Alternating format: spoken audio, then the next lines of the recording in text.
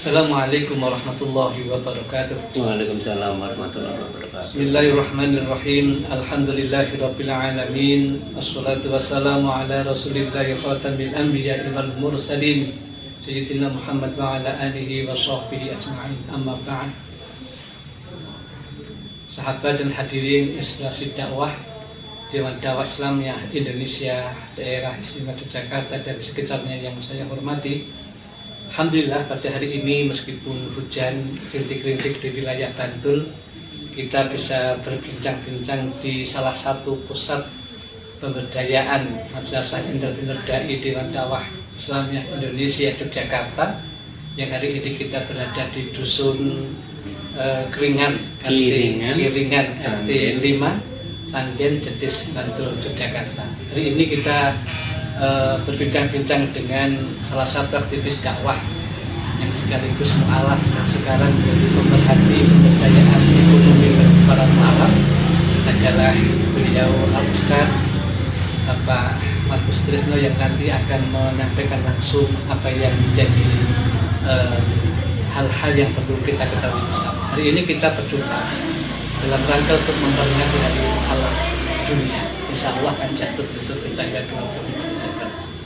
Untuk itu saya akan bertemu ini sahabat sekalian. Kita beruntung beliau sangat sibuk, ini bisa kita pegang, kemudian kita ajak berbincang-bincang sekitar peringatan Hari Mu'alaf Dunia.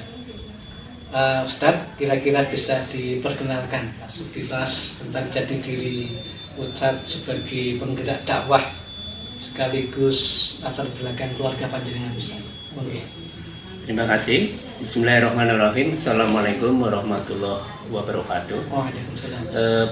Para pemirsa yang budiman, baiklah kami ingin mengenalkan diri. Nama saya Markus Sutrisno. Kebetulan keluarga saya memang Pancasila.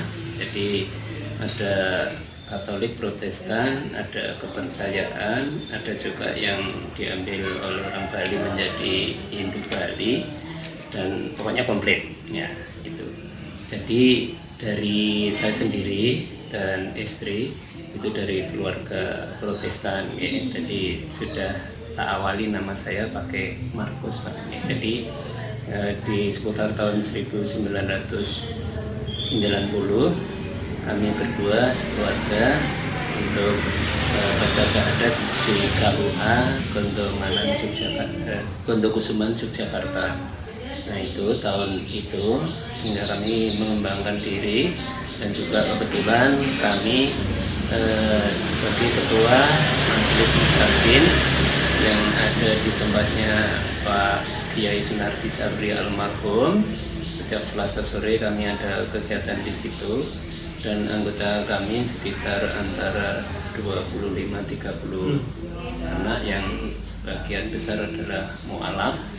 Dan kami untuk tanggal 25 Desember ini kan dicanangkan Hari Mu'alaf Sedunia pas tanggal 25 Desember ini. Itu tujuannya nanti supaya kita juga ikut membentengi orang-orang yang Islam, jangan sampai nanti gembira ria tatkala pas hari Natal, sehingga nanti kita kalau bisa mengadakan acara sendiri, entah pengajian entah apa, tapi khususnya Majelis Mutatin Arimatea. Kebetulan saya juga ada di Arimatea Pusat, kebetulan pusatnya juga di Yogyakarta, tapi bagian saya adalah dakwah khusus ya. Nah, kalau di Majelis Mutatin saya sebagai ketuanya, sehingga tanggal 25 Desember besok itu jangan sampai ada pemurtatan baru. Maka kami juga sering podcast di Ngaji Cerdas juga itu.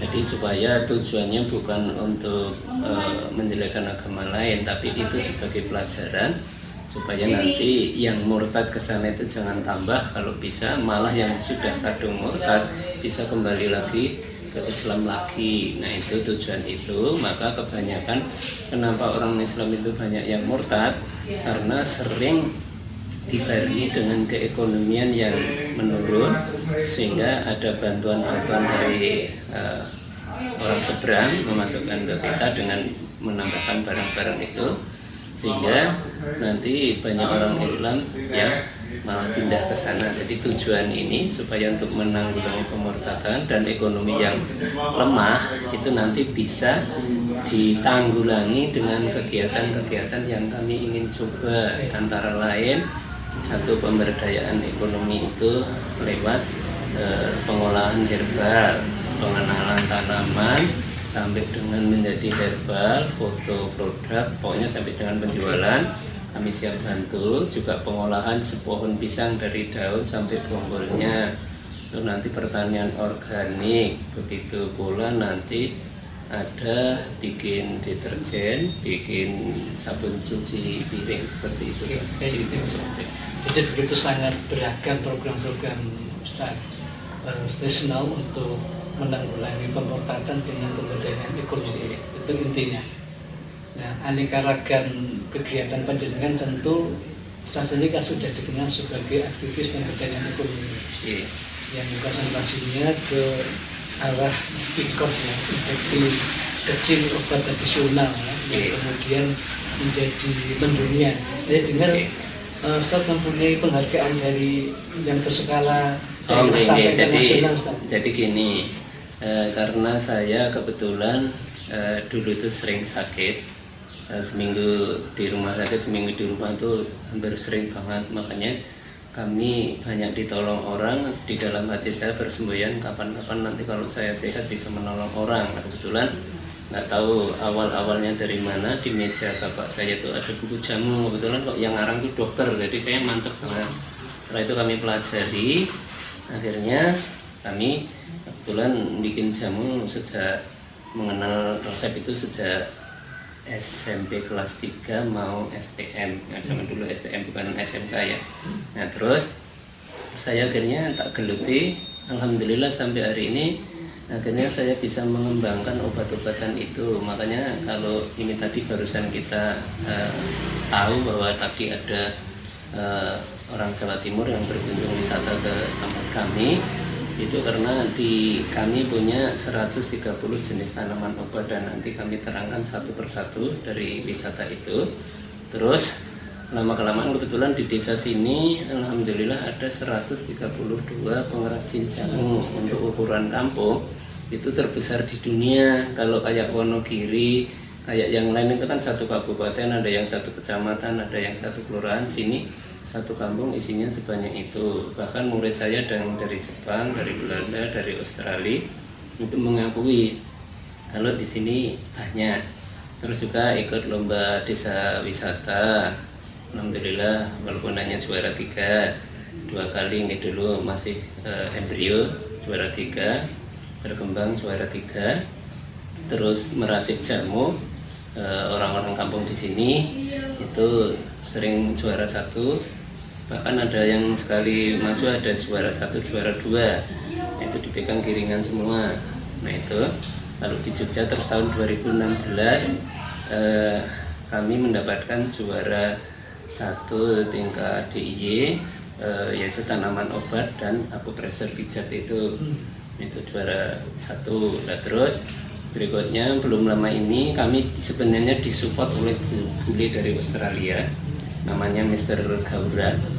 Nah, ini menyupport saya supaya ayo Pak Tris bareng-bareng kita mengajukan proposal ke UNESCO supaya nanti dapat pengakuan kaitan dengan seni budaya meracik jamu itu diakui dunia. Alhamdulillah tanggal 3 Maret tahun lalu kami mengajukan bersama tim, terus diajukan tanggal 6 Desember tahun kemarin itu dapat pengakuannya. Saya ambil sertifikat di Jakarta itu tanggal 26 Mei tahun ini dari UNESCO. Jadi nanti tujuannya saya bukan mewakili Giringan ya, tapi mewakili Indonesia untuk maju ke dunia supaya apa, jamu ini nanti anak turun cucu kita itu supaya kalau mau ekspor jamu alhamdulillah biar gampang.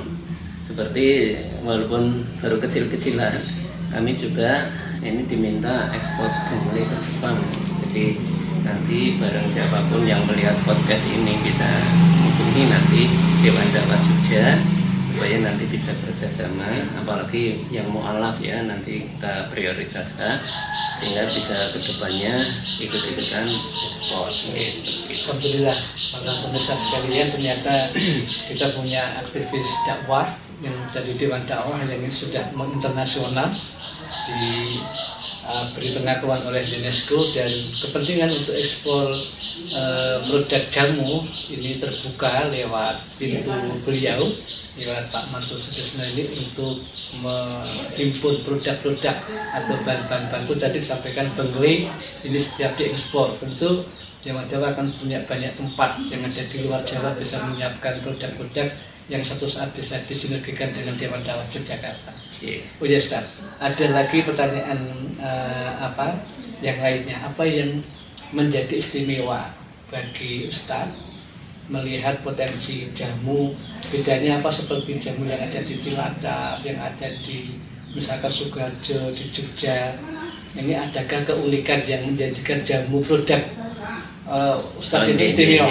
Jadi gini, saya bekerja sama dengan ibu-ibu di desa wisata ini, yang menjadikan paling unik dan sini sering didatangi wisatawan baik dari dalam negeri maupun dari luar negeri, karena tamu bulan kemarin itu dari Jepang 3 kali, dari Australia, sebelumnya dari New Zealand, terus ada mahasiswa-mahasiswi Asia sudah berkunjung ke sini.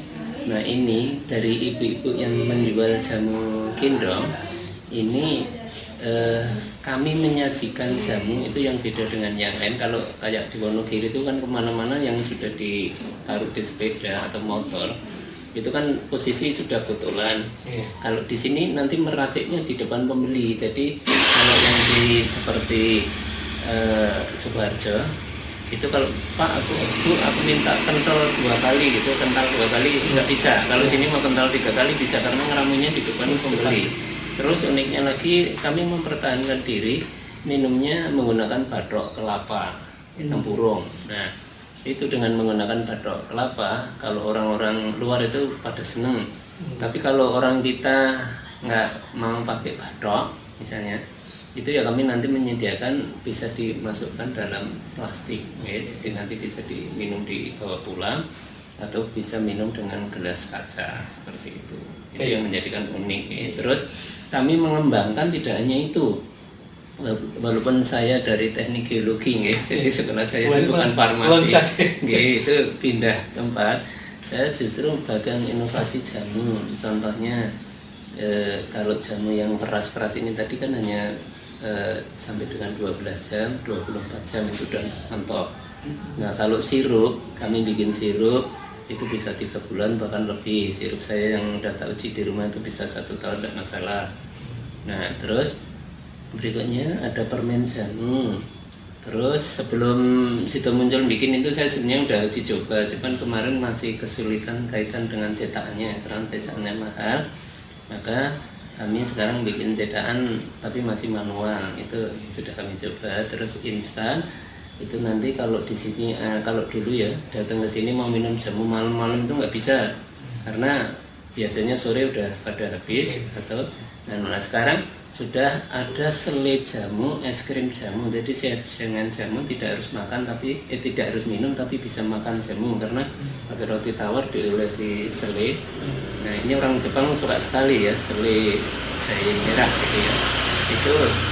Itu baru ada dari piringan, belum ada di dunia loh ya selai itu.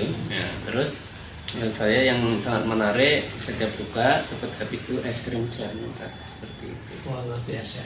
Itu inovasi yang beda dengan yang lain. Jadi yang lain belum punya selai. Kalau sudah ada yang selai itu karena saya mengajar di mana mungkin niru, karena saya juga nggak mau mematenkan ini biar orang lain nanti bisa menikmati hasil itu. Ini salah satu inspirator jamu produk Dewan Dakwah Yogyakarta. Jadi begitu sangat luar biasanya, yang orang mengira jamu itu hanya untuk diminum, tapi dengan varian-varian yang lain beliau bisa meng-create produk tradisional menjadi produk yang sangat modern. Oh iya, tadi ada lupa satu. Kami mencoba gini, kemasan sekarang kan anak-anak muda sukanya di kafe, alatnya pakai alat kopi yang modern. Nah, jamu minggu-minggu ini udah 1 bulan ini kami menggunakan alat-alat ini kerjasama dengan SMA UII itu membuat ini nanti alatnya pakai alat kopi itu, jadi yang beli nanti supaya anak-anak milenial. Nah itu jadi nanti disajikan dengan ala yang baru, tidak tradisional. Baik, jadi nanti akan